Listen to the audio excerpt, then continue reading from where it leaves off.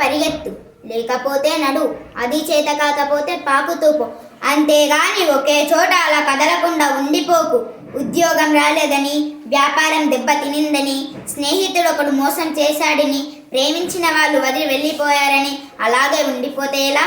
దేహానికి తప్ప దాహానికి పనికిరాని ఆ సముద్రపు కెరటాలే ఎగిసి ఎగిసి పడుతుంటే తలుచుకుంటే నీ తలరాత ఇంతే అన్న వాళ్ళు కూడా నీ ముందు తలదించుకునేలా చెయ్యగల సత్తా నీది.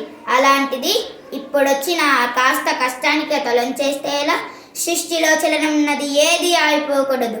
పారే నది, వీచే గాలి, ఊగే చెట్టు, ఉదయించే సూర్యుడు అనుకున్నది సాధించాలని నీలో కసి కసిగా ప్రవహిస్తున్నదే ఆ నెత్తురుతో సహా ఏది ఆగిపోవడానికి వీల్లేదు. లే, బయలుదేరు. కదలనివ్వకుండా చేసిన ఆ మానసిక బాధల సంఖ్యలను తెంచేసుకో. పడ్డ చోట నుండే పరుగు మొదలుపెట్టు. పడుకునే పరుపు నిన్ను చీదరించుకోకముందే నీ బద్ధకాన్ని వదిలేయి. నీ అద్దం నిన్ను ప్రశ్నించకముందే సమాధానం వెతుక్కో.